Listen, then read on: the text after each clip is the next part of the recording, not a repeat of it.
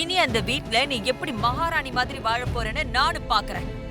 காது கேட்காதுங்கிற அந்த medical report மட்டும் அந்த ஸ்ரீஜா கைக்கு போற மாதிரி பண்ணிட்டா மட்டும் போதும். நான் செய்யணும்னு நினைக்கிறத அவளே செஞ்சு முடிச்சிருவா. எவ்வளவு பெரிய உண்மையை மறைச்சு நீ அந்த வீட்டை ஏமாத்திருக்கேன்னு தெரிஞ்சா உன்னை தலையில தூக்கி வச்சு கொண்டாடுற விஷால்ல இருந்து மொத்த குடும்பமும் உன்னை அப்படி தூக்கி எறிஞ்சிரும்.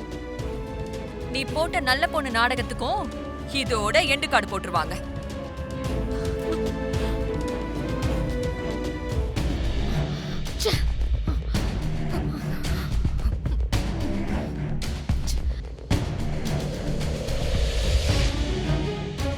ஸ்ரீஜா, இதுதான் உனக்கு லாஸ்ட் வார்னிங்.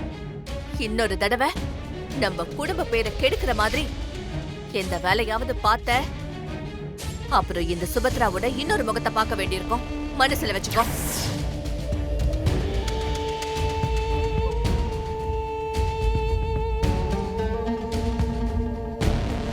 சிந்தாமணி, நீ போற போக்கு ஒன்னும் சரியில்லை. முதல்ல உன் பொட்டி படிக்கெல்லாம் எடுத்துக்கிட்டு துபாய்க்கு போயிடு. உன் புருஷன்கிட்டே போடி.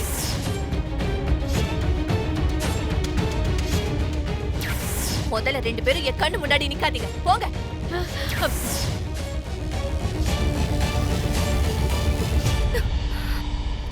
ஸ்ரீஜாங்கிற பேருக்கு கொரியர் வந்திருக்கு. அவங்க இருக்காங்களா? அவங்க என் அண்ணி தான். கொடுங்க. அவங்க கிட்ட கொடுத்துருங்க. சரி. இந்தாங்க மேடம், இதுல ஒரு சைன் போட்டுருங்க. இங்க. Thank you madam. அண்ணி, அண்ணி. ஐயோ, ஏய் பல்லவி வர மாதிரி சத்தம் கேக்குது, நீ கொஞ்சம் அமைதியா இரு. அண்ணி, நீ உள்ள வா பல்லவி. அண்ணி, உங்களுக்கு ஒரு கொரியர் வந்திருக்கு. யாரு? என்ன நீ காஃபி கப் உடைஞ்சிருக்கு? அதெல்லாம் ஒண்ணு இல்ல பல்லவி, தெரியாம கைப்பட்டு கீழே விழுந்துருச்சு. நான் இதோ க்ளீன் பண்ணதும் போறேன். Thank you.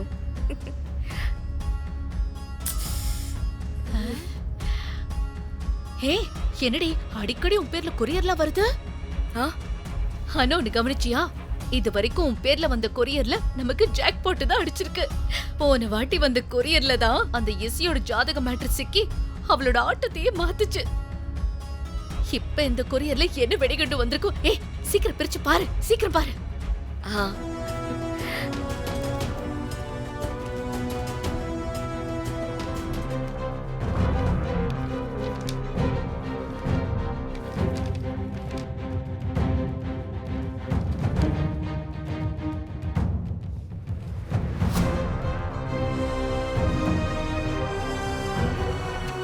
இந்த ரிப்போர்ட் படி பார்த்தா இந்த பேஷண்ட்டுக்கு காதுல பர்மனண்டா டேமேஜ் இருக்குமா? அதாவது நரம்பு பலவீனமாகி காது கேட்கிற திறனை இவங்க முழுமையா இழந்திருக்காங்க.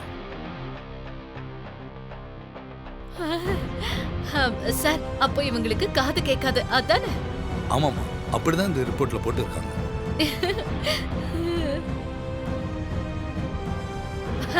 Thank you doctor. ஜஸ்ட் ஒரு கிளாரிஃபிகேஷனுக்காக தான் கேட்டோம். நாங்க வரோம். வரேன் சார். வா வா.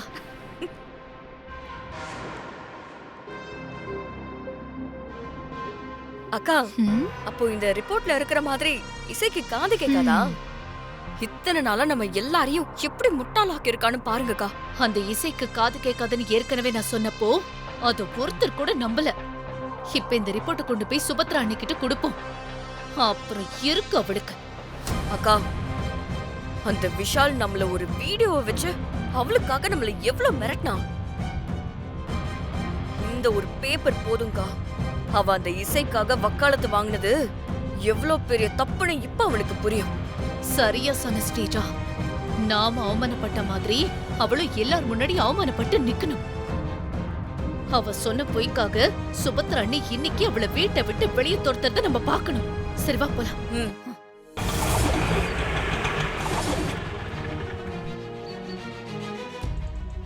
வா ஸ்ரீஜா, இறங்கி வா.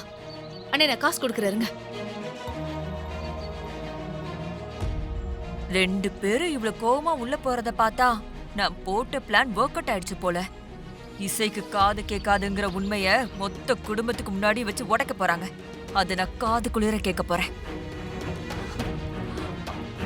ஏ வர்ஷினி, வர்ஷினி, ஆ ஏ, என்னம்மா?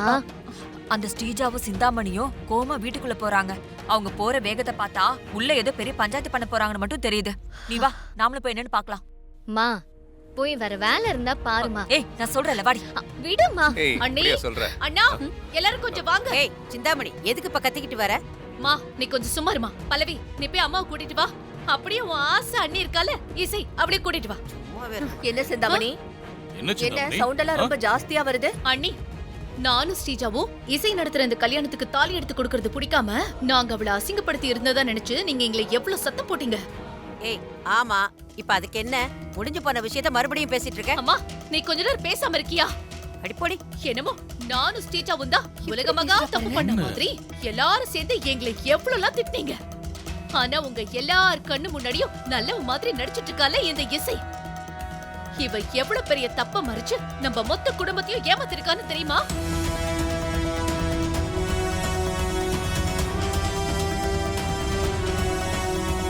ஏமா, நீயும் சிந்தாமணியும் இசை மேல இவ்ளோ கோபப்படுற அளவுக்கு அவ என்னதான் மறைச்சா? அண்ணே நம்ம குடும்பம் எப்படிப்பட்ட குடும்பம்? இசை குடும்பம் இல்லையா? ஆமா, இப்ப அதுக்கு என்ன? அண்ணே வீணை தயாரிக்கிறதுல ஊரே கொண்டாடுற மியூசிக்கல் குடும்பம் நம்ம குடும்பம். ஆமா, நம்ம விஷாலு நாளைக்கு உலகமே கொண்டாடுற மியூசிக் டைரக்டரா வரணும்னு கனவு கண்டு வாழ்ந்துட்டு இருக்கான்.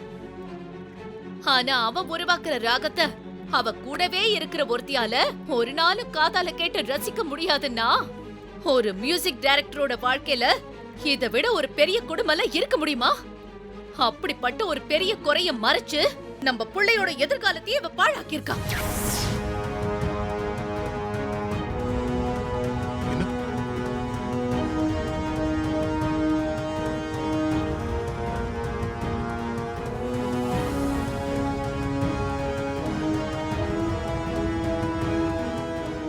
என்னத்த உளறீங்க நீங்க? நான் உளரல, அழுத்தம் திருத்தமா சொல்றேன். எல்லாரும் நல்லா கேட்டுக்கோங்க. இந்த இசைக்கு காது கேட்காது.